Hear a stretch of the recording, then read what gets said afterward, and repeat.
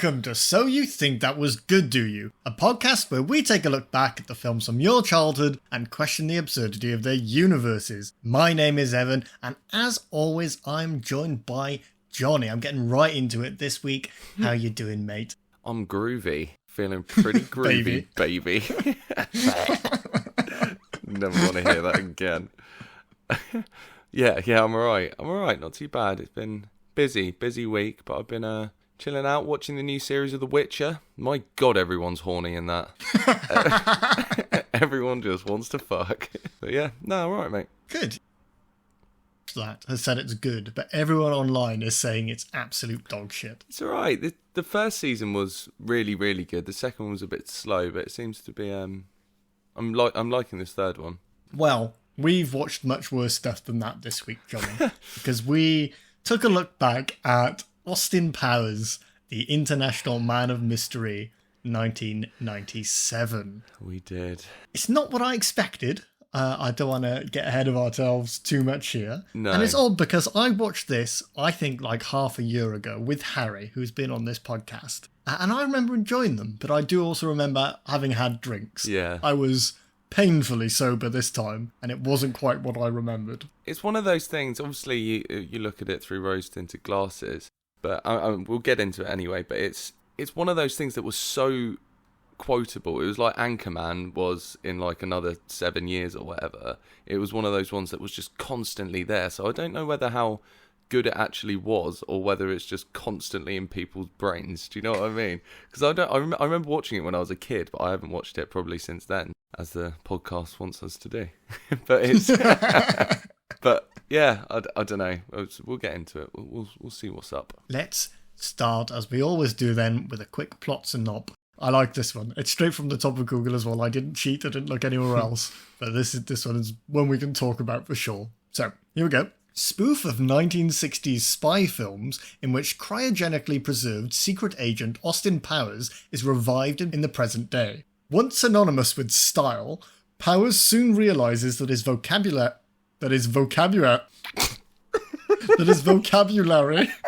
what a word to get stuck on, fashion sense and attitude to women are hopefully out of date. He enlists the help of a decidedly modern woman, god damn it, to help him adjust to the 1990s and vanquish his old adversary, Dr. Evil. Before we get into that, I am thinking of putting together a bonus episode of all the times that I fuck up, because obviously I edit as much of that out as I can, but I do it so often and we have such a laugh about it because I'm not a well-in-the-head man, apparently, when it comes to words.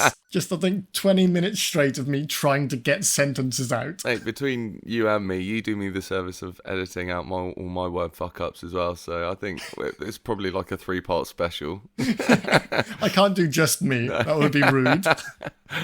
Yeah. What I wanted to touch on with this plot synopsis is that he realises that his vocabulary and fashion sense and attitude to women are out of date. That is not true. No. He holds on to those throughout the entire movie. There is no self-reflection in this, but that requires some sort of deepness or like a subplot that this film just does not have. Oh, this is all not. service level. Yeah. He wears the same get-up pretty much the whole way through and talks the same way the whole way through, the whole way the same way. That's another one for the title show. Title show, fucking hell, put me down. That's another one for the clip show.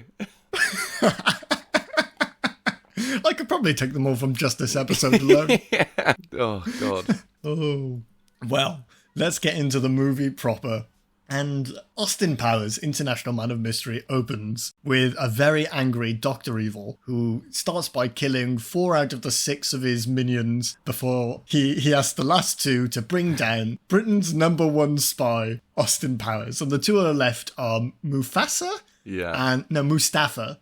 Mustafa and Frau. Frau is the one you'll all recognise, and Mustafa is played by Will Ferrell. He's got a bigger scene coming up, so we'll leave him for now. Something has to be said about him, and a lot of the other stuff in this movie. Absolutely. It's his first acting role, apparently. No. That's what the trivia said. 97. That was his first acting role. I thought he was always about. I don't know, mate. Maybe. Well, that might have been wrong. No, I'm probably wrong because I can't think of anything else. Was he not in SNL before then? Yeah, like movie role. Okay. No, I can't see anything else on his page saying that it was earlier. This was the first one. Well, that explains why he is, like, dispatched with immediately.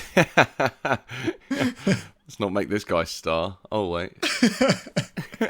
Well, then we get a montage depicting... Well, we're over to Blighty, and we get a montage depicting why it's absolutely ridiculous that Austin Powers can be called a spy, let alone a secret agent, because everybody knows this guy. Yeah. They're crowding around him, they're throwing a party that he's just in the street. They all fucking love him, and I could not tell you why. No. He is unbearable from the get-go. Absolutely. The word spy sort of lends itself to anonymity anyway, right? You're trying to be a bit clandestine, and he is being chased down the streets by schoolgirls and older women alike. It's firstly very weird considering the way he is and the man he is. Everyone should realise what a monster that man truly is in his core. But yes. But yeah, he's a sex symbol, and they do say later on about his teeth, but I blame this film for the American thinking of we have bad teeth in the UK. Yes, and ironic that he is Canadian who did that to us. Yeah. Yeah, that's a myth to Americans listening, if you didn't stop listening after the last episode where we did the 9/11 thing. But they'll have stopped listening long before then. Yeah, it's not true. None of my friends have bad teeth. I've got good teeth. Please stop making that joke. It's not funny and it never has been. There's not a lot quintessentially British in this movie, or even I think any of them really, apart from maybe in, I think it's Goldmember, where I've forgotten the bloke's name, the old dude who was Alfred in the Christopher Nolan Batmans. Michael Caine, yes, that one. There's like a mini in that, which I suppose is quite British. He's driving a Jaguar in this. I didn't even notice. Yeah. The Jaguar's British? I didn't know that. Yeah. Pretty British. He's got a massive... oh my God, what's our fucking flag called? Union Jack. That's the one. Jesus Christ. Maybe we're not very British.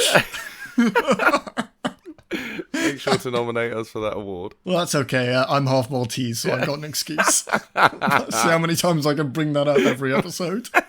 Oh, God. Oh, Lord. So, Austin Powers now meets up with his partner, who is Mrs. Kensington, and they both get an exposition dump from Basil Exposition. If that isn't on the nose enough for you, there's plenty more to come. I did find that quite funny, actually. That first bit, his name being Basil Exposition.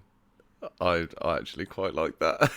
I think I was a little disappointed because maybe I don't remember this movie as much as the other ones, but I remember him being in it more and like enjoying his character a lot more rather than him just being this joke. But I suppose they have to do that in this one because that's his name and they bring him back in the others and they have to flesh him out a bit more. Yeah, I remember him that, but I also was waiting for Mini-Me to turn up, so... Me too, and Fat Bastard. Yeah, same as that. Yeah. So maybe I've never seen this one and I've only ever seen the second and third. Was there a third one? Yeah, there's a third one. There's The Spy Who Shagged Me, that's the second one, and then Goldmember is the third one. That's the one with Beyonce in, isn't it? And I read today that there is a fully written script for number 4. They just don't know whether they're going to make it. Like, the story is ironclad. If they make it, it will be that story. But no, I don't think they will. He's too old now, I think. Yeah. He had a series on Netflix not long ago. It's got a weird name. I'm not going to remember what it was called. It's like kind of Illuminati stuff. Oh, right. All kind of the same humour. It's not translated very well, I think. But it's sort of been and gone, that sort of spoofy kind of... I don't know. There is still stuff around, but this was really like the peak times. This until about 2008 was when it was all whenever they stopped making the movies. Yeah. Scary movie. Epic movie. Date movie, epic movie, superhero movie. I watched We Are the Spartans in the cinema. That was... Oh, bro, what? I don't know. On my own the as only well. Guy? It was on my own. I've only ever watched 2 films in the cinema on my own. One was Meet the Spartans, and the second one was Little Man. Do you remember that? Where the guy... Oh, the Wayne brothers. Yeah, it's like a dude with like... I can't even remember. I remember it was in the summer holidays, and I went to work with my dad. I was like, nah, this is shit. I'm going to go to the cinema and watch that. I can't even remember. It's either a dude with a baby and he plays the baby as well. It's a person with dwarfism pretending to be a child, I think. It. But it's the added layer. It's a man who doesn't have dwarfism, pretending to have dwarfism, pretending to be a child. Yeah, that was it. That was the masterpiece I spent my summer holidays watching. They don't make movies like that anymore, do they? I wonder why. I think Carl suggested that for this podcast at some point. Really? Because it just must be awful, mustn't it? I mean, there must be so much in that. Yeah. It must be. I mean, I must have blocked most of it out of my brain because I couldn't even remember what it was about. So I just remembered that I'd seen it. I'm adding it to the list. Those films of people doing both faces as well, like he does Dr. Evil as well in this, and then Fat Bastard and the others. That's not a thing now either, right? I can't think of any films that have been released recently, or even in the last sort of 10 years. We had, what was that one with Eddie Murphy? Norbit. Yeah.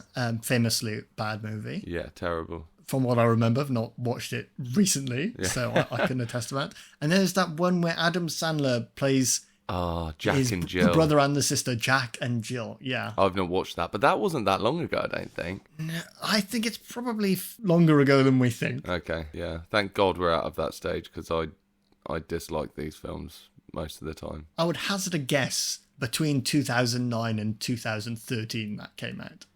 Oh. Because it was after Don't Mess with the Zohan. Yeah, and before he started doing all his the other recent good stuff. Yeah, I'm going to have a look. 2011. Oh. Right in the sweet spot. Right in the fucking sweet spot. But also sad because that's the ravages of time made. Because it doesn't feel that long ago for me either. Not at all. We're old as dirt. 12 years ago. Oh, God.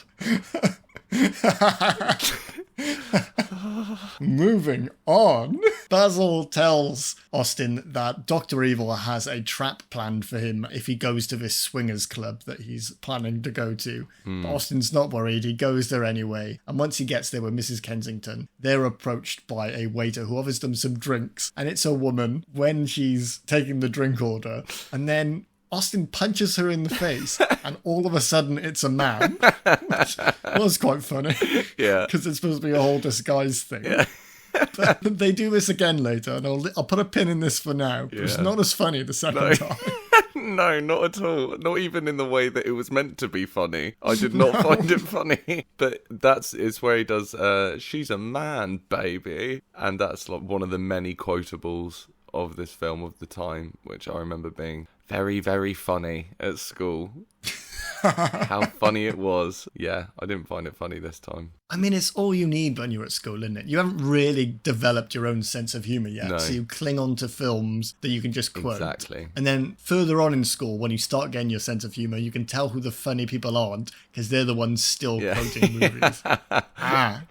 Okay, I don't like you. Yeah, it's one of those things. It's like Anchorman, although I still love Anchorman, but that was a telltale one for us at school. Where yeah, for sure, definitely. I mean, yeah, it's a classic and I still love it, but the ones who were still doing it in sick form needed to leave me alone at that point. I just felt editor Evan, his bum tightened then, because I hate how much I say yeah after someone is like speaking or something. I'm like, why don't you have something good to input, Evan? Why are you saying yeah? And I know you've got to make a response, but I just said, yeah, okay, definitely, or something like that. All three in a row, all three I can drop in. And now I have to leave it in because I'm ranting about it. It's all right, mate. It's all right. I say yeah all the time, or Oh, we're pulling the curtain back here. Did you see Andy Warhol in the club as well? I did not. Doing some painting.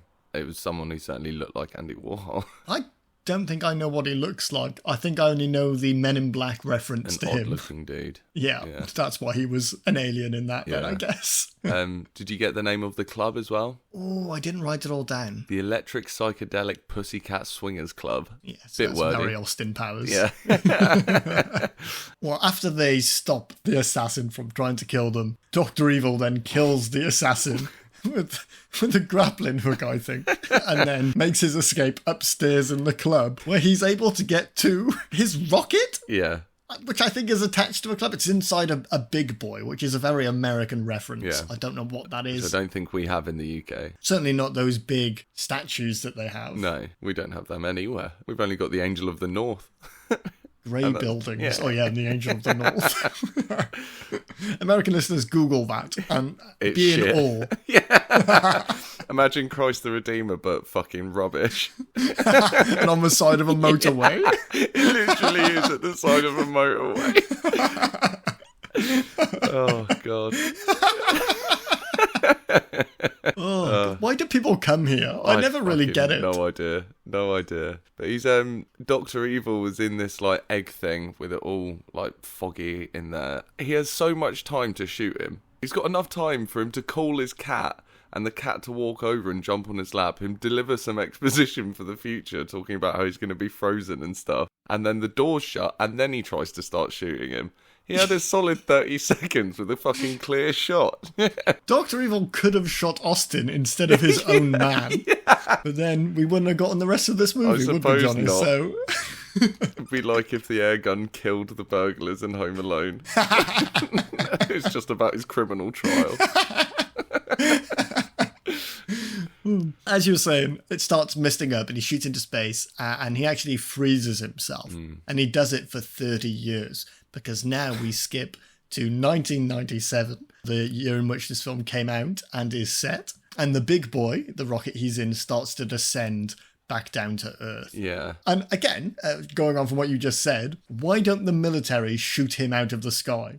They know who it is. They immediately know it's Dr. Evil. It's not like they're the police exactly. And they're like, oh, we've got to arrest him because it's right. You're the military. He's threatened the world before. Yeah, they've got surface-to-air missiles. Also, yes. I can guarantee everyone in that club that he took off from are dead. Yeah. How is Austin not dead? Yeah, I don't know if you've ever seen a rocket take off, like one going into space. It's pretty fucking wild underneath it.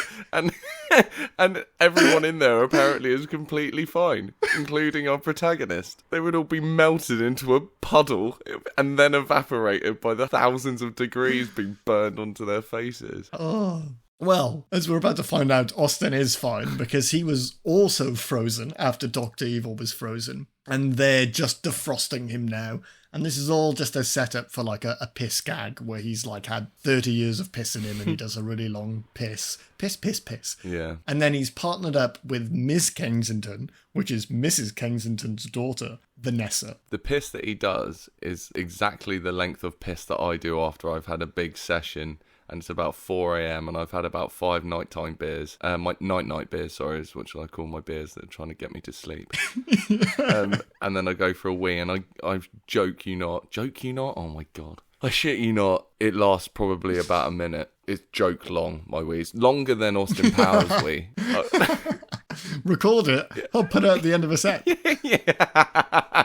I've got to have like 8 night beers and then I'll record it, just to keep the demons away. Joke me not, Johnny. Oh I won't believe it till I hear it. Joke me not, Jesus. Put me down, please, someone. Well, Austin goes to like the reception area to get his possessions back from the MOD. And we just get a gag about him having a Swedish penis pump in there. And he's refusing to admit that it was his in front of Vanessa.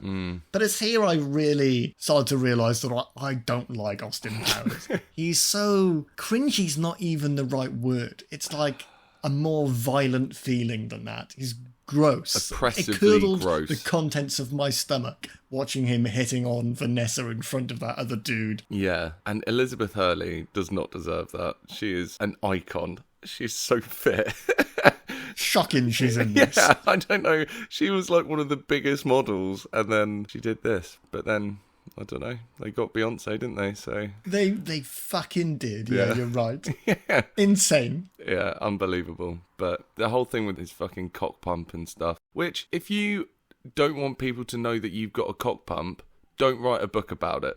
Because that's one of the gags. Yes, I did laugh at that. But like every joke in this, and I don't usually like getting into like the nitpicking of the film too much, but every joke is so laboured. It's never just like a the joke next thing. It's joke again, joke again, joke again, joke again. But it's the same joke every time. And they do it for like a minute, 2 minutes, and then you move on to the next scene. Some scenes there's no purpose for. It's just a joke, and it has no relation to the movie, and you go to somewhere else. I would say that is only with Austin, because all of Dr. Evil's scenes, they're so much funnier. It's almost like a blooper reel, a lot of his stuff. It's him like trying to sit down in a chair and slipping off of it, or like trying to give the guy his cat and then it drags him out of the scene and stuff like that. That's what was really making me cackle. Good. But it's like this really forced, like 2 lines too long on everything, where you're just like, oh, all right.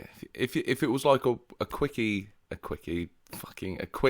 like snappy thing that he says, maybe it's a bit funnier, but it's just still so fucking cringy. I think it's that when he's Dr. Evil and talking to all the henchmen in there's no real straight man in that room. Everyone's doing a joke, well, so they all play off each other, and that's quite funny. Yeah. I suppose so, but he's acting still quite goofy. Yeah. Whereas with Austin, he's the only one ever making a joke, and he's only ever playing to straight men. Like Vanessa, does she do anything funny in this? I don't think so. No. And Basil's like all uptight and he's barely in this anyway. Also, it's a good point to say, I never knew that Mike Myers also did Dr. Evil for a long time.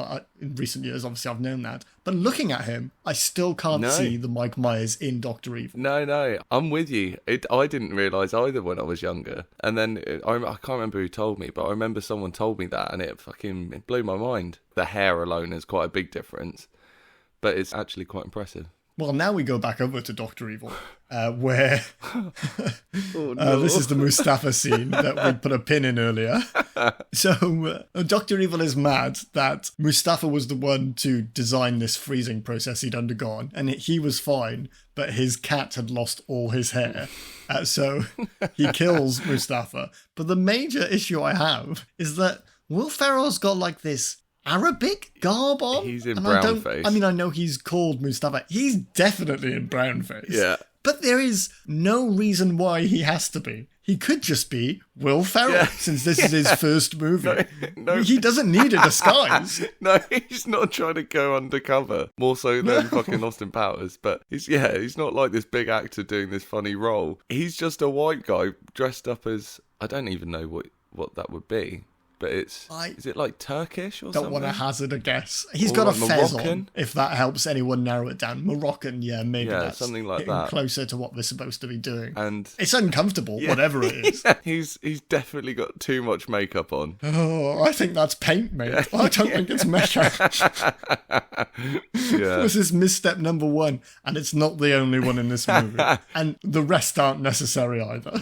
But we'll get to those. It's at this bit that I realised that Dr. Evil, when he talks, also sounds remarkably like Donald Trump. Oh, yeah.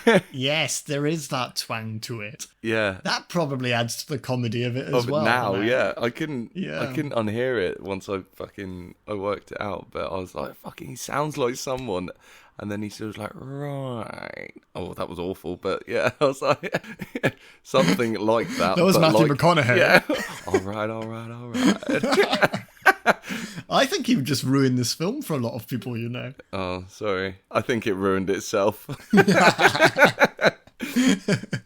Well, here Dr. Evil introduces more of his minions that he's getting involved now in the 90s. There's Mustafa, who's just killed. There's Frau, who's still around. Number 2, who is older now. Patty O'Brien, who is just a Irish man. No other real... He's funny because he's Irish, apparently. Yeah. And then there's Random Task, which is obviously a spoof of Odd Job from James Bond. He is dressed the same. It might be the same guy. I don't know. It could well be. Do you want to do a little Where Are They Now thing with Joe Son, who plays Random Task? Jail? Is serving a lifetime prison sentence for the torture of a 19-year-old woman in 1990. So before the filming and release of this, he went uncaptured until 2008 when a DNA match linked him to the crime. According to the victim, she unknowingly had the copy of his movie in her name until her attacker's identity was revealed in 2017. In 2017, he was sentenced to an additional 27 years for murdering his cellmate. Well, not to make too light of this, but you gotta give him props for preparing for the role, because that certainly is a random task.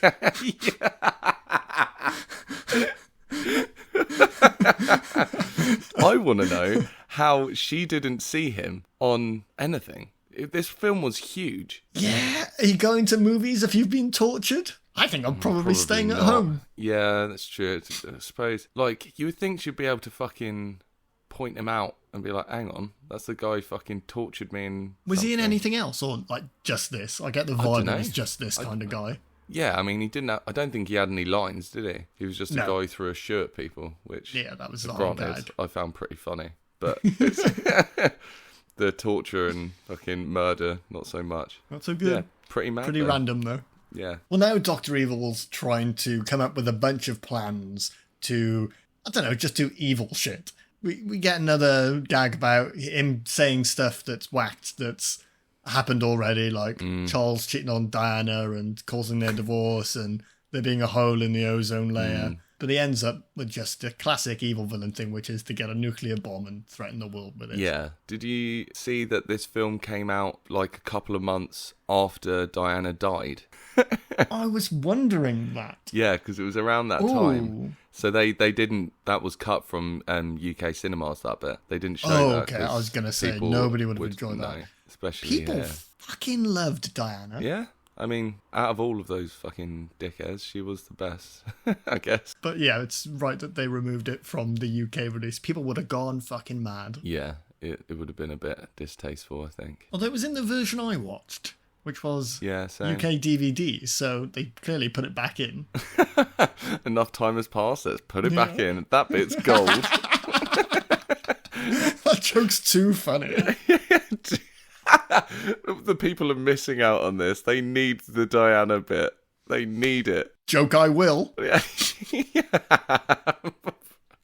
This is the bit where he goes to give the cat to one of his henchmen, and then it like drags him off out of scene as well, and he sort of like scoots himself back to the table. They're the bits of this that I thought was so good. They were very funny. Less funny now we know the guy who pulled him tortured a woman. But still has its place, I suppose. Before he'd filmed this, he was a torturer. Yeah.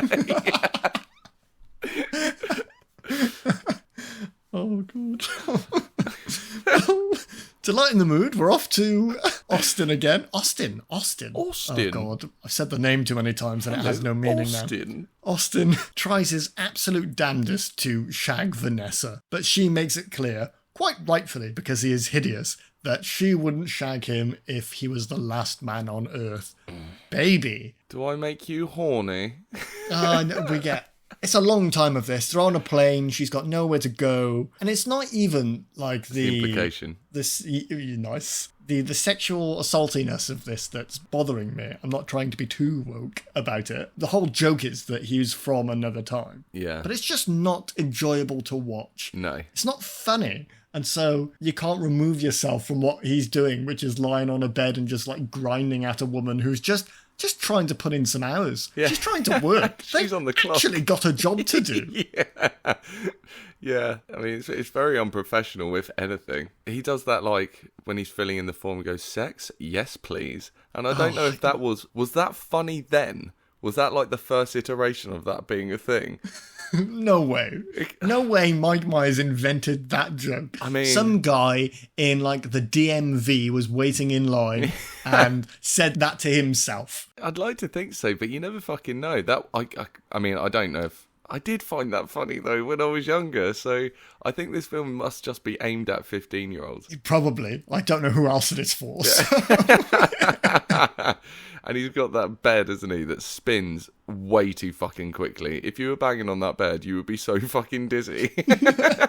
Yeah, I think I've just pinpointed what my issue is. I don't think it's what he's doing that bothers me. I think if he did it once or twice, it would be funny. I think it's because he's one of those guys who never stops. Yeah. He just keeps making the jokes. And we've all known people like that who just are always on. And sometimes you need respite, but they do not give it to you. I think that's my issue with Mr. Powers. No, I'm with you on that. That is definitely it. Yeah, if it was like the odd phrase saying something like that, then that could be funny, but because he's like that constantly, it just isn't. Oh, groovy, baby. Well, now we're back over to Dr. Evil. This is where he meets his son, and this is one of my favourite parts of this movie, I think, and something that only gets better throughout them, is his relationship with Scott. So Dr. Evil meets his son Scott, who was born out of a test tube from like frozen sperm after he'd gone missing for a while. And he is played by Seth Green, who usually I detest, but in this I quite like him. Yeah, I don't know why. I quite like him. He always plays like a little like dweeby little geeky guy, doesn't he, generally? But in this he's a bit more... I don't know what it is that's normal. Formed that, because I like him in Scream 2 as well. Yeah. Like the character he has in that, but I really like the Scream movies, so that might form my opinion there. I don't know what it... Yeah, I think it's probably one role he's had in something that I've not... I think it was Buffy the Vampire Slayer, you know? I didn't like him in that, his character. And now I've applied that to the actor. Sometimes you've got to check yourself, folks. Yeah. And that's me checking myself. No issue with Seth Green. Sure, he's a great guy. Hate the guy from Buffy. Cool. Well, they meet. Dr. Evil just wants to hug, but Scott wants absolutely nothing to do with him at this moment. Now, Austin and Vanessa are arriving in Vegas to start their mission, and they meet number 2, who sat at the blackjack table, and Austin is pretending to be a man named Richie Cunningham. But here's my issue with this, sorry. There's no reason this man who was alive in the 60s, who worked with Dr. Evil, was still number 2 then, wouldn't know who Austin Powers is. No. And surely Austin knows that. Surely they've met. So why is he giving him a fake identity? Exactly. He would either be on their database or he would just know who he is anyway because he was like this big celebrity sex symbol, photographer, fucking whatever back in the 60s. So just be who you are. Like James Bond in Casino Royale. Yes, yes, it would have been like if he was like trying to intimidate, but in a funny way. Yeah. But I think my issue is that this scene serves no purpose. Nothing comes out of them meeting here. No. At all. Absolutely. Other than maybe to establish that number 2 knows Austin Powers for later on in the movie when they meet for a second and final time. I mean, number 2 doesn't even really do anything. Even at the end, he doesn't really do anything. Anyway, Austin goes into the bathroom of this fine establishment where he meets a cowboy-type fella, and Patty O'Brien, the stereotypically Irish man, pops out from behind a wall to try to strangle Austin. And this is just another setup, another ridiculous setup, so we can now have a poo joke instead of a pee joke. The cowboy thinks he's taking the biggest shit of his life, but really Austin's fighting a man for his life. Before they even go in, he says, "Hey partner, have a good one." If anyone said that to me, I would walk out. I don't need anyone talking to me at all before I have a shit. I need it to be silent. Oh God, especially a guy like trying to coach me through a poo. What do you think I am, a fucking 2-year-old boy? And what was he doing at the mirror before going into the store? Both because of them. He's just stood there, yeah, and then they stand there together, and then they go into the store. Yeah. I mean, I know you need to fix yourself in the mirror sometimes, but you don't do that before your poo. That is after poo jobs. Yeah. And also he puts talcum powder on his hands. Does he? Yeah, so much.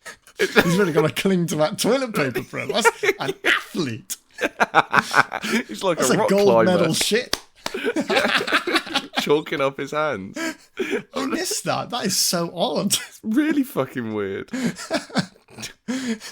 And I don't really like poo jokes at all, ever. And there's nothing really that I find funny about them. It's not that I'm prudish to do with stuff like that. I just don't find it funny. It's such a low grade of comedy. In films, I don't. But I find the idea of pooing very funny. Oh, yeah. When, like, not to drop Claire, she's not going to like I'm going to say this, but when she comes out of the bathroom and she says something like, "The world just fell out of my arse," there's nothing I laugh harder at. I think it's because it's such a juxtaposition to what a lovely, sweet, tiny girl she is. And then she comes out of the toilet and just tells me that she's created a new planet. I just think it's fucking hilarious. Yeah, no, in person it's very different.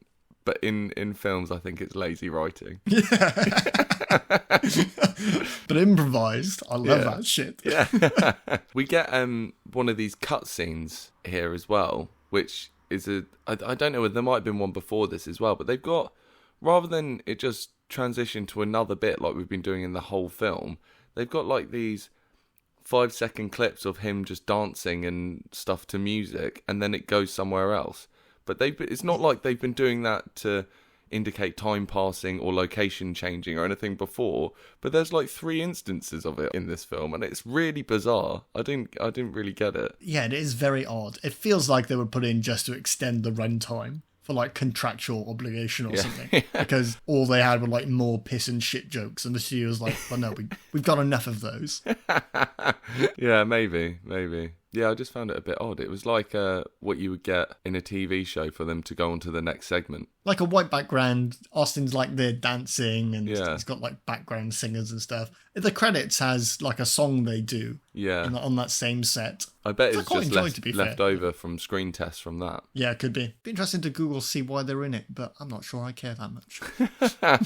But Dr. Evil has secured the nuclear warhead, and he contacts the UN Council, where he makes the mistake of requesting $1 million, which they all laugh at, because in 90s money, apparently that isn't worth very much anymore. So then he requests $100 billion instead, which then, they're obviously scared by, because that's a lot of money now, let alone then. But they do say they don't negotiate with terrorists, first of all, but obviously they come around, because we've got a good 50 minutes of this movie left. Yeah, talking to the UN, isn't he? And he's got all the caricatures of each nation. There's a man with a stripy shirt and onions round his neck. There's like a beef eater from the Tower of London. It's like, it's just... Will Ferrell's playing every one of them. Yeah. That didn't need to be there at all either. Just have normal people in suits. They're professionals. Also, if I was having a video conference with the UN and there was those people behind them, I'd be like, this isn't the real UN. I was about to say that. Can I speak to the real UN? You fobbing me off with these other fucking dickheads. They do like the evil laugh as well, which was another thing from this film, isn't it? It was like the muah thing, and then it slowly dies off into just like a like that. That's another bit which I actually found quite funny. Well, that is genuinely funny, because it does obviously spoof. I'm explaining the joke to people, but I like that, because in all the stuff you see villains maniacally laugh, and you're like, well, I wonder what happens when they stop laughing. Is it awkward in the room? I do like that. And he's just sort of like, That was definitely the real UN. Yeah. You saw that man dressed with onions round his neck. Who else is going to be there? Every country's got their mascot. And a vegetable. Yeah. We get a scene then where Vanessa's talking with her mum on the phone about why some people would find Austin Powers shaggable, and her mum admits that she did at one point, but she was married, so she didn't get into it. And this is all just a lead up to get Vanessa and Austin out onto a date, because this film has to invent some sort of chemistry between them. But hey, they're out for drinks. Burt Baccarat is there. Some people might know who he is. I only know him from these movies. They're on top of a bus. All very strange. And more annoyingly, all paid for by the taxpayer. That is my note exactly. Yes. We're paying for this. Can you do some fucking work, please? It's not the most fucking professional thing. Don't worry. He's trying to stop an international terrorist and he's just gone dancing on a fucking open top bus. Drinking champagne. Yeah. And Burt Baccarat is there, whoever that is. Yeah, apparently that's a person. I'm assuming the song that he's playing is that the guy who wrote that song is him. Yeah, I assume so. Yeah, that really annoyed me. I was like, motherfucker, this is our tax money paying for this bus. We think that because of how bad it's been in this country recently. Yeah. Like fucking the government throwing parties while we were all locked down, spending our money on their wine and food. Yeah, we're automatically sceptical of any money spending by the government. As everyone should be, by the way. Yeah, we don't fucking do anything about it, do we? No. We'll quietly sit at home and bitch to each other about it. On a podcast. Yeah. That's the most cutting way I could take down the government. No, I'm not going to riot. That's too French of me. I'm going to talk about it with a friend of mine. Look, if it gets any worse, we'll write a letter. And if it gets any worse than that, we'll post the letter. Well, now they're all nice and drunk. They head back to the hotel and they start playing some Twister. We're still paying for all this, by the way. We bought that Twister. They're still on our dime as they're just fucking about and drinking in the hotel room. But Vanessa's so drunk now that she wants to shag Austin. I'm sorry I'm using this word so much, but I'm trying to stay on theme. Word. But it's really starting to get to me. Yeah. But he refuses to because she's so drunk. Which surprised me. Me too. And it's really nice But the film immediately shits on that because the next scene, he goes to a lot of vaginas house. Yeah. For once, we've just seen some humanity, some actual realism in this character, and then you're immediately taken out of that by going to a lot of vagina. Which doesn't even make sense. A lot of it is in it's just a really big one. Is that meant to be vagina? I don't know. More than one vagina? Yeah. She got two? She Too got like wide a a sneaky vagina? one? Like Don't know. God, that's a lot of vagina. When you say it like that, it's not so good. It's not sexy. It's this like really beautiful woman. It's like, my God, what a lot of vagina you've got. Never seen so much vagina. Oh, that's going to be the name of the episode, I think. Before he goes out, I just want to flag the miming behind the sofa that he does, which she fucking loves. So he's doing like the escalator and the lift and like going down the stairs. Yeah. If I did that to any girl, obviously before I was engaged, I can almost guarantee they would fucking leave. They would be like, that's not funny, you're a fucking weirdo, I'm off. But it was the funniest thing she'd ever fucking seen. That's fine, it was too much vagina anyway. Yeah. Sorry, I gotta go, love. There's a woman up there with so much vagina. Yeah, so Basil calls at the hotel room and he tells Austin that he needs to gather some intel, and that happens to be over at a lot of vagina's house. The oldest laptop in the world. Yeah, he just walks in. There's nothing spy or secret about this. He just walks into the house, opens the first thing he sees, finds the intel. She comes into the room. She, obviously is evil, you can tell. And she's suspicious of him, which he doesn't pick up on. But she sort of lures him into the hot tub.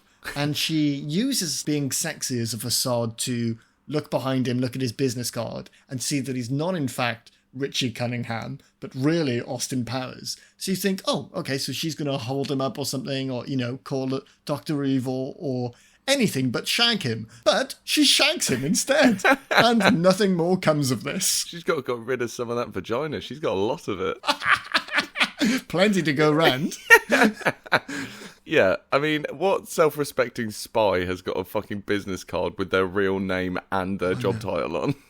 And you took it out whilst you were gathering intel. You're breaking into a woman's house, and presumably he took it out of his clothes to put him behind him on... What else can you say about this? It's just for the movie to happen. It's not sensible in any way, yeah. It feels like every scene of it is like, from here on, really, is where the laughs kind of stop.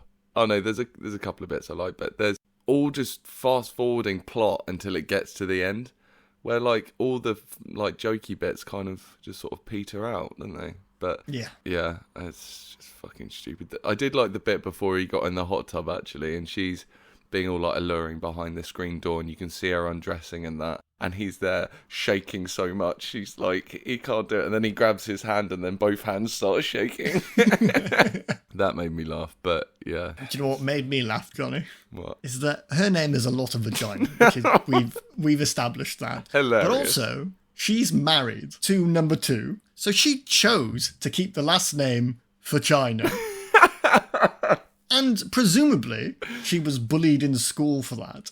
So should have wanted to get rid of that name as soon as possible. Unless she's just fucking owned it, man. Well, I was thinking the only way you don't get bullied for that is by handing out blowjobs like they're flyers. That's the only way you can be okay with a name like that, isn't it? That's how you own it. A lot of blowies. It should be her name. That makes sense. That's a lot of mouth. A lot of mouth. Doesn't make sense. It's like a Pokemon, a lot of mouth evolves into a lot of vagina.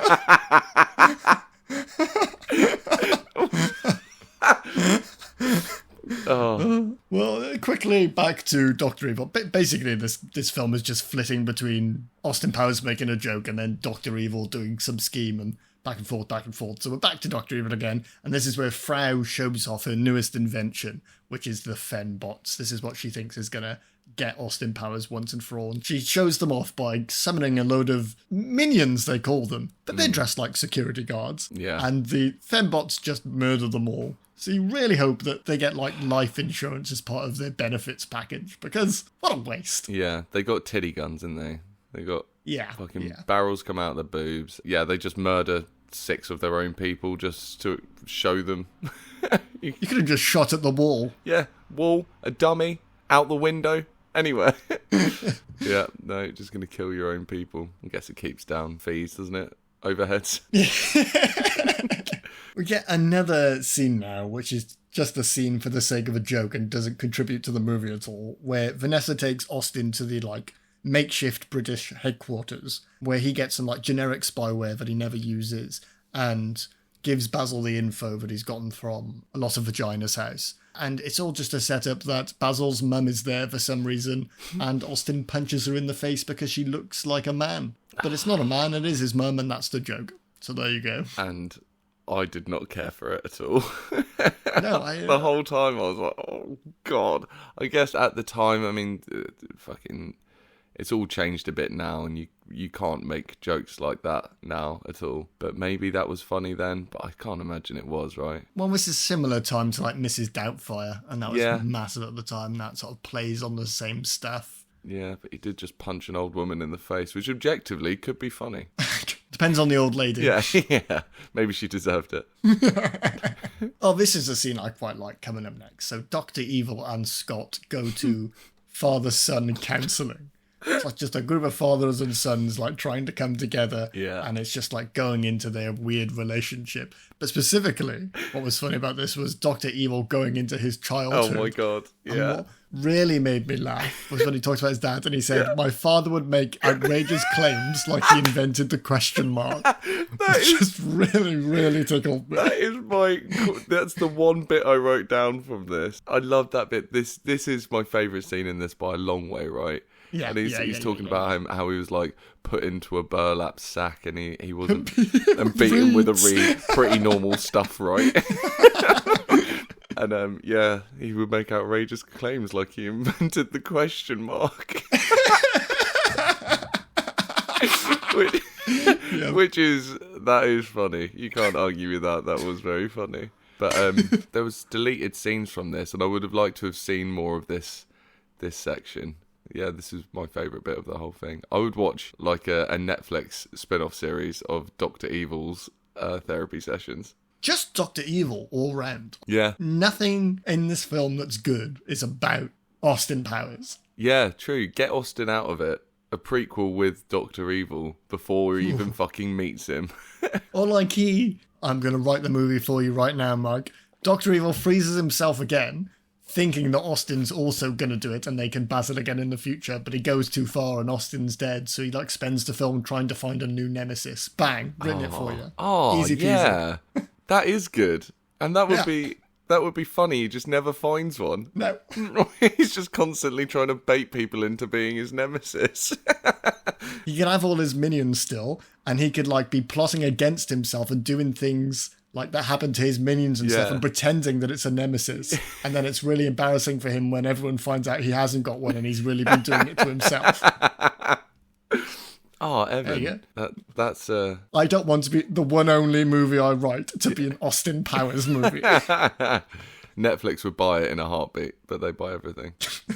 Only other thing of note from this scene is that it was Carrie Fisher who was leading the counselling group. Was it really? It was, yeah. I've got I think something. The guy and the son who were talking at the beginning of it, they were a father and son in I Love You Man as well. The same people. I Love You Man with Paul Rudd and big dude from How I Met Your Mother. What's his fucking name? Jason Segel. Seagulls, yes. That's a good movie. I watched it recently. Yeah, we watched that as one of our Sunday films. I adore Paul Rudd. Me too. In that film where he calls him Jobin. Yeah. Jobin. Before uni, I had nothing really to do in that summer holidays other than watch the 2012 Olympics. That's how old we are, everyone. Gangster. I only watched Paul Rudd movies. I was like, I wonder if I could watch them all. You can. Yeah. It's not that hard. Yeah.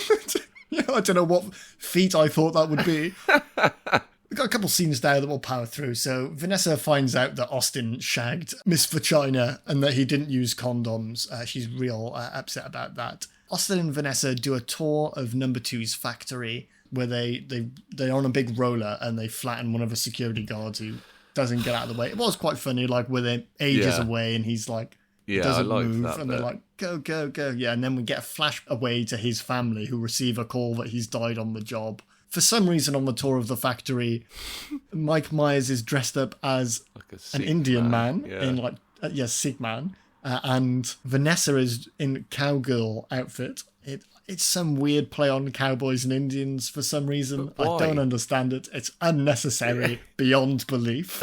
I wrote, at least he's not in brown face. Yeah, at least he didn't do that. Yeah. If you can't picture it, Google The Love Guru, and it's just the same thing. Yeah, exactly. That's it.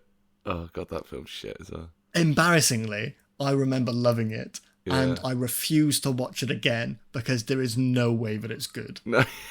So I'd rather hold on to my memories of having enjoyed something at one point. Yeah.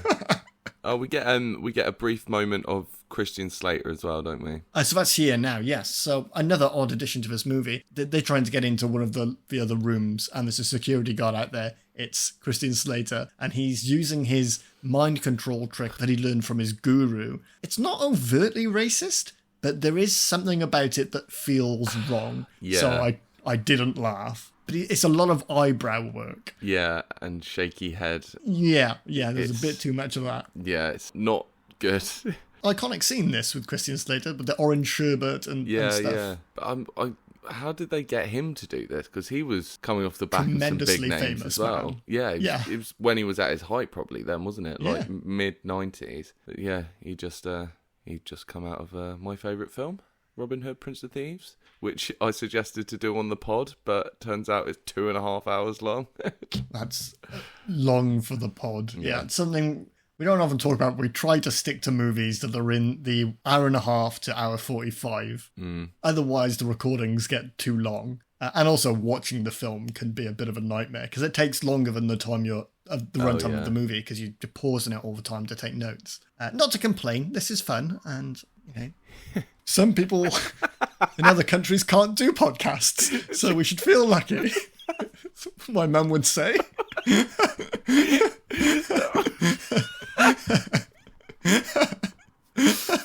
Oh my God. Yeah. Exactly. As they're milling about the factory, random task knocks out Austin and Vanessa, which a lot darker a shadow cast on this now after Johnny's news. I know, right? He takes them to Dr. Evil. Dr. Evil shows the UN Council that he's built the drill bomb. Maybe I didn't explain this. He's putting the bomb inside a drill, and it's going to drill down to the centre of the Earth, and, I shit you not, destroy the Earth. Now, Dr. Evil did not explain any of his plans for leaving the Earth, or what he'll do when he kills everyone on the Earth, because you're not a very good evil genius when you've killed everyone. What are you going to do? Your money will be worthless. Yeah, I mean, he'll control the world, I suppose, but from a bunker. Survived, yeah. He specifically wants to trigger all the super volcanoes on the planet. And famously, you only need to trigger one. For everyone to die, slowly. So, I don't know what you're going to do after that, but hey, Dr. Evil introduces, I do like this scene to be fair, introduces Scott to Austin, who's just like at the table, they're having dinner together, and Scott's quite rightly just wonders, why don't we just shoot him? Bang, done. But Dr. Evil's like, no, you don't get it. There's a whole thing going back and forth. I'm going to put him in like this room, close the door so I can't see him. It'll be easily escapable. But explain the whole plot to him as well. Yeah.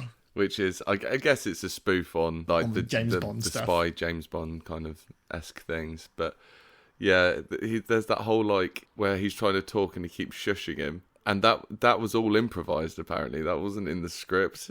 And it went on for so long. Imagine the people, like the directors, like looking down and was like, none of this is in here. They've been doing it for about a minute now.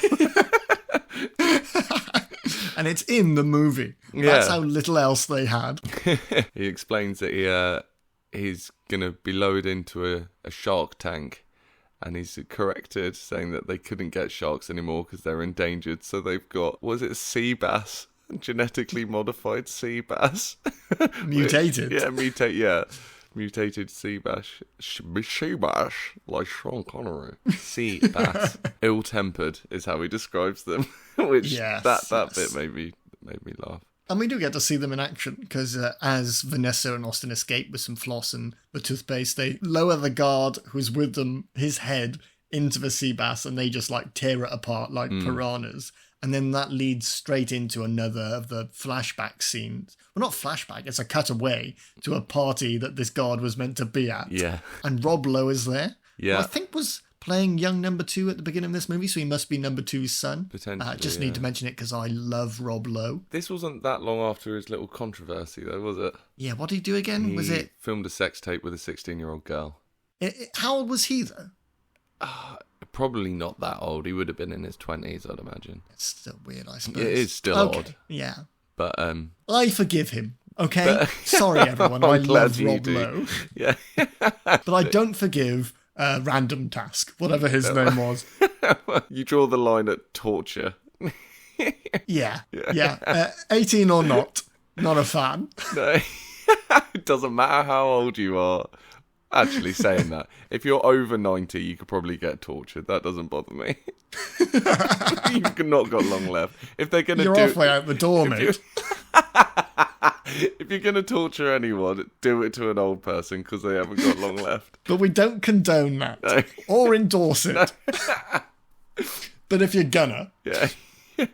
Oh God, why did I say that? That was horrible.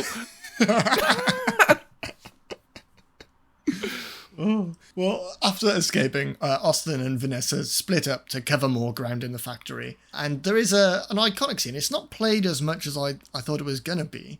But he's stuck in a hallway on one of these little vehicles that they use to traverse the place. Yeah. And he's turned it so much that he can't get out between the two walls. It's like a 1,000,000-point turn. You'll remember the scene.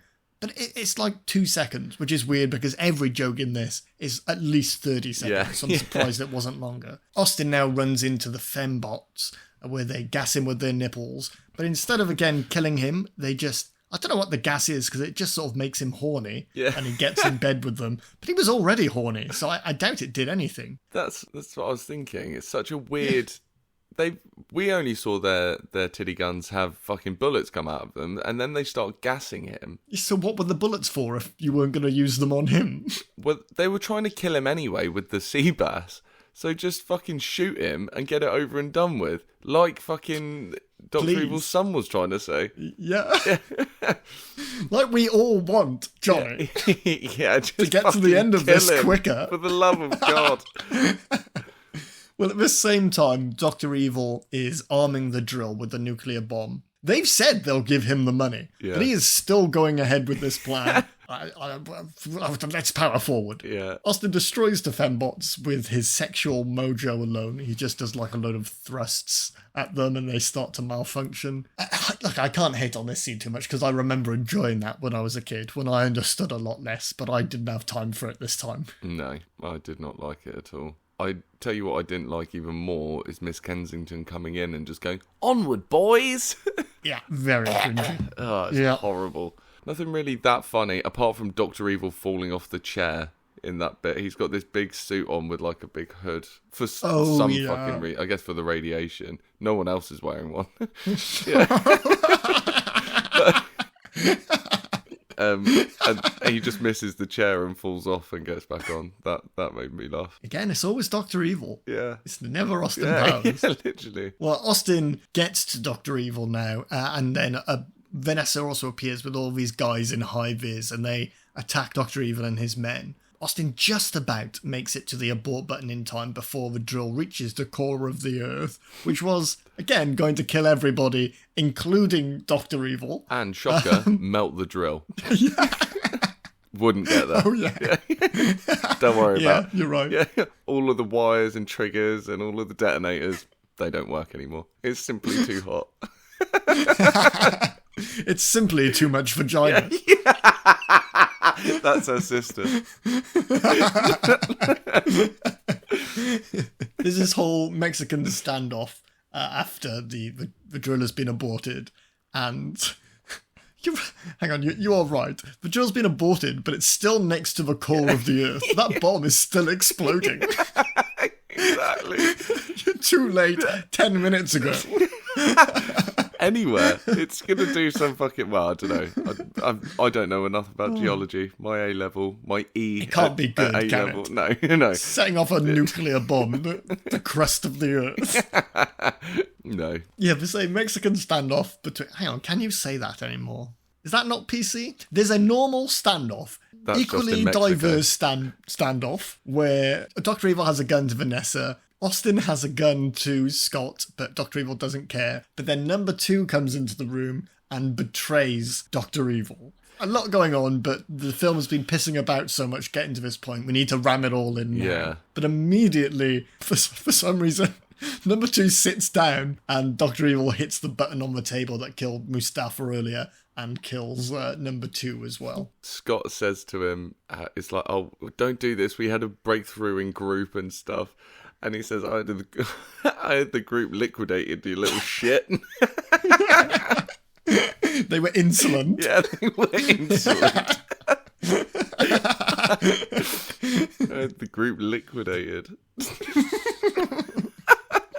Yeah, that bit made me laugh. But then... Yeah, what do you even say about this? I don't even think the film knows what's going on or why it's happening. Like I said why earlier, number 2 dies. It's just trying to push it all on so quickly with like not really thinking about any plot. And I know we're taking it probably a bit too seriously. It's all going to be very spoofy and this kind of shit. But even with films like that, there can be clear plot points that are followed consistently the whole way through that evolves the story, gets to a resolution, and then the film ends. This just sort of like saves it all for the last 20 minutes and then it's not funny anymore. No. Well, it's not even that this is plot. This is just like things happening all at the same time because they don't know what to do with all these characters that they've set up. So something was written down on the page and they just filmed it. And this is the end of the movie. Dr. Evil escapes back into space and the base starts exploding around Austin and Vanessa. Presumably they escape because they're also in the next one, or at least Austin is. I've no clue about Vanessa. Yeah, he's driving away in his car, which apparently was there. He got taken to the base by, Random Task, but he drove off in his car. Yeah. And left all of the soldiers that came in there, all the British soldiers, they all died. They just left him there. Dead. Yeah. There's only 2 seats. The fodder of war.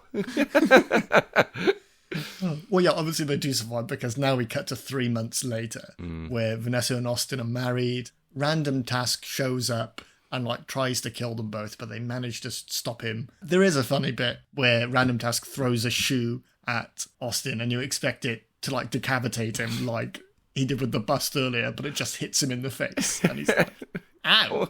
That really hurt. Who throws a shoe? Yeah, which I think that's another quoted thing that happens. Yes, definitely. My mum used to say that all the time. She loved this movie. Maybe we're just too far out of the culture at that point. We were too young for it to be funny or to even really know what was going on. We would have been way too young for it. I think the other element is, like, I can watch a film and enjoy it, but when I watch a film for a pod, you watch it differently because you're looking for things. And certainly within the realms of this, you're looking for things that you can pull out that you can make a joke from, or you can we can riff on a little bit. But when something is, like I said at the beginning of this, as surface level as this movie, where everything literally is just sort of a cheap joke. There's no underlayer, there's no meaning to any of this. So you can't really get anything from it. So what we've done is all really we could do, which is pick on it a little bit. Yeah. And so it makes it look shit to us because that's all really there is for us to talk about. Yeah, true. Sorry to pull the curtain back there, guys. That's before the question, but yeah. What else have we got? Yeah. Oh yeah, he blows his cock up with the cock pump. The end. Yeah, the end. We had to squeeze that one in, didn't we? Yeah. Because the Chekhov's gun of the Swedish penis pump hadn't been used yet. Of course. So that's what you end the movie with. The funniest part of it, the cock pump. And that is the end of the movie, apart from the song. Oh, yeah. Which I think I liked. I quite liked. It's just a BBC thing. Yeah, it was a bit groovy, baby. Evan, you're right. It was a bit groovy, baby.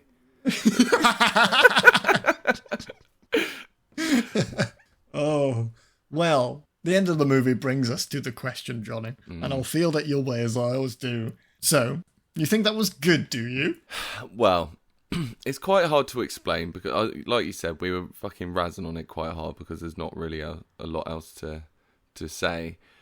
But at the beginning, for like the first half an hour, I really was enjoying it quite a lot. I found it quite funny. It was more slapstick and silly and stuff like that, which I more enjoy, as opposed to like the weird, like just being, I guess it was sexual then as well, but like not harping on way too much about it. Mike Myers was brilliant as Dr. Evil. Yeah, absolutely. But I guess in the same vein, he was... I think we're too far removed from it. I think at the time, if you were 15 watching that film, that's a very funny film. But watching it now at 30, in the time that we live in now, which isn't as accommodating for the jokes, I didn't find it funny. Elizabeth Hurley, I mean, not a great actress, but she is fucking fit. So that's all the film needed from her. It's just very silly, and I don't know what I was expecting. It's just a lot of shit jokes, and if you throw enough shit at the wall, some of them are going to be funny, I think. Yeah, you're right. Yeah. It was clearly like a culturally important film because it was quoted forever, like, and still is. Like on the, what's the podcast? This Is Important, the Workaholics one. On the soundboard, they've got like 3 sound bites from this, so it just goes to show you, even now people find that funny. So apparently, I mean, I don't know if I did, but yeah, no, not really. I didn't find it funny.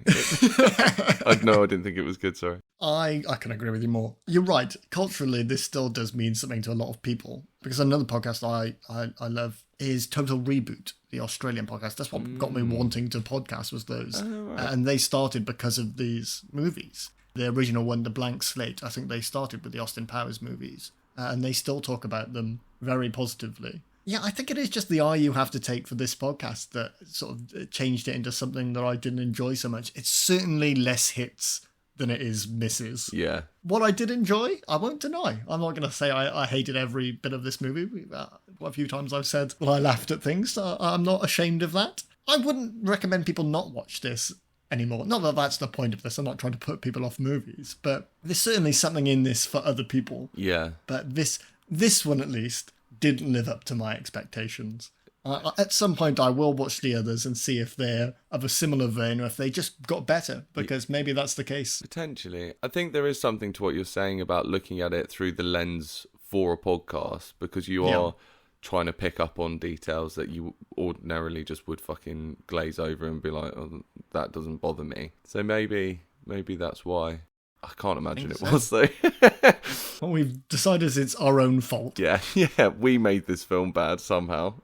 I'm going to say, I think it was okay. I do. It was fine. It didn't do it for me, but I didn't hate this. No, I didn't hate it. I struggled through worse for this pod. Yeah, absolutely. Yeah. If I was to give it bumps, I would give it 4. Yeah, that's fair. Yeah. But bumps aren't welcome here, mate. No. Get out of here, bumps. Well, that is excellent. Thank you, Johnny. Thank you so much for joining me as usual. Thank you. And thank you all for listening. Please leave us a 5-star review if you think we're groovy, baby. And if you don't, leave us a 5-star review anyway, because it will help us. Please follow us over on Twitter and Instagram at So You Think Pod, and you can check out some of the older episodes I'm putting up on YouTube. They're still good, even though they're a little bit older. Don't worry. Next time, I'm not sure we've picked a movie, so I will drop that on Instagram before we do it. Yeah. And until then, goodbye, baby.